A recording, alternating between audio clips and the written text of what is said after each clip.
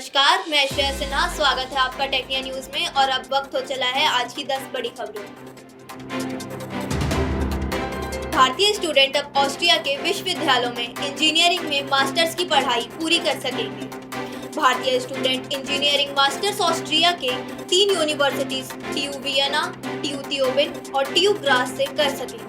Austria और भारत सरकार के बीच उच्च शिक्षा को लेकर एक समझौता हुआ है, जिसके आधार पर शुक्रवार को ऑस्ट्रिया ने अपने शीर्ष तकनीकी विश्वविद्यालयों में भारतीय छात्रों को आकर्षित करने के लिए यह पहल शुरू की है। UGC के गणित विषय के पाठ्यक्रम के ड्राफ्ट के खिलाफ देश भर के गणितज्ञ, विशेषज्ञ और शोधकर्ताओं ने कोर्ट में याचिका दायर कर दी है। याचिका में शोधकर्ताओं और गणितज्ञों ने पाठ्यक्रम के ड्राफ्ट को गलत बताया है और कहा है कि इससे गणित पर आधारित विज्ञान, इंजीनियरिंग, टेक्नोलॉजी और अर्थशास्त्र सहित सभी क्षेत्र प्रभावित होंगे। सभी याचिकाकर्ताओं ने UGC से पाठ्यक्रम का ड्राफ्ट वापस लेने की अपील की है। अब UPSC परीक्षाओं में नकल और गड़बड़ियों को रोकने के पुख्ता इंतजाम किए जा रहे हैं।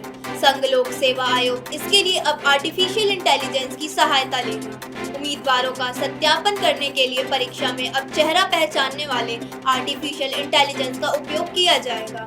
इससे परीक्षा में उम्मीदवारों का सत्यापन AI की मदद से कुछ ही सेकंड में पूरा हो सकेगा। पायलट प्रोजेक्ट के परीक्षण के अनुसार नई प्रणाली से सत्यापन का समय प्रति अभ्यर्थी औसतन केवल 8 से 10 सेकंड रह गया है। बिहार संयुक्त प्रवेश प्रतियोगिता परीक्षा परिषद ने MBBS की पढ़ाई के लिए दूसरे राउंड की काउंसलिंग का शेड्यूल जारी कर दिया है। दूसरे राउंड की काउंसलिंग का शेड्यूल बिहार के मेडिकल कॉलेजों में 85% सीटों के लिए जारी किया गया है। इस राउंड में उम्मीदवारों को 1100 से ज्यादा सीटें आवंटित की जाएंगी। सीटों का आवंटन परिणाम 22 सितंबर को घोषित होगा। फ्री एग्जिट की सुविधा 23 और 24 सितंबर को उपलब्ध रहेगी, जबकि नामांकन की प्रक्रिया 24 से 27 सितंबर तक चलेगी। भीमराव अंबेडकर यूनिवर्सिटी में ग्रेजुएट सेकेंड सेमेस्टर की परीक्षाओं के लिए जारी किए गए एडमिट कार्ड में कई गलतियां पाई गई हैं। कई छात्रों के एडमिट कार्ड में फोटो और नाम को लेकर भी कई गड़बड़ियां पाई गई हैं। छात्रों ने विश्वविद्यालय के परीक्षा विभाग में इसकी शिकायत की है। एडमिट कार्ड में हुई गलतियों की वजह से स्टूडेंट्स को काफी दिक्कतों का सामना करना पड़ रहा है। रेलवे भर्ती बोर्ड ने NTPC ग्रेजुएट लेवल परीक्षा का रिजल्ट जारी कर दिया है। परीक्षा में शामिल हुए उम्मीदवार RRB की आधिकारिक वेबसाइट से अपना रिजल्ट चेक कर सकते हैं। NTPC ग्रेजुएट लेवल CBT-1 परीक्षा का रिजल्ट PDF फॉर्मेट में जारी किया गया है। इस भर्ती परीक्षा के माध्यम से station master, junior account assistant, senior clerk और गुड्स गार्ड जैसे कुल 8113 पदों पर भर्ती की जाएगी। रेलवे रिक्रूटमेंट सेल ने अप्रेंटिस की 1700 से अधिक सीटों के लिए वैकेंसी निकाली है।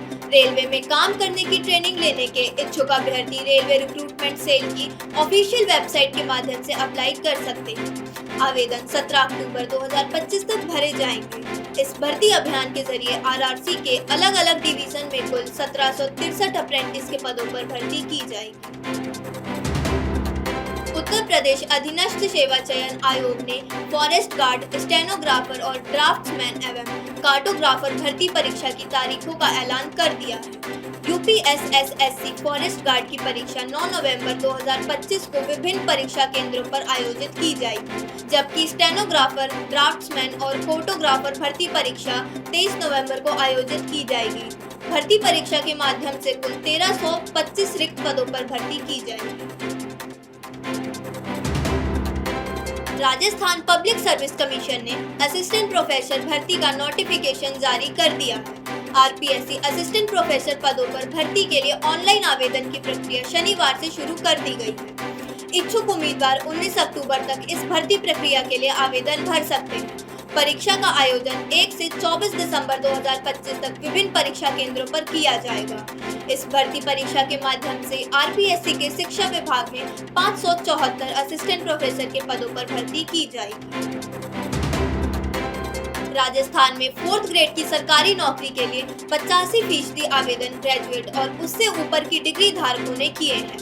इनमें BTech, MSc और PhD होल्डर भी शामिल हैं। राजस्थान में 8 साल बाद 4th ग्रेड की परीक्षा आयोजित हो रही है। राजस्थान में 4th ग्रेड कर्मचारी पदों पर भर्ती के लिए 25 लाख लोगों ने अप्लाई किया है, जबकि भर्ती कुल 53,749 पदों के लिए निकाली गई थी। इस परीक्षा के लिए शैक्षणिक योग्यता 10वीं पास रखी गई थी। आज के लिए बस इतना ही।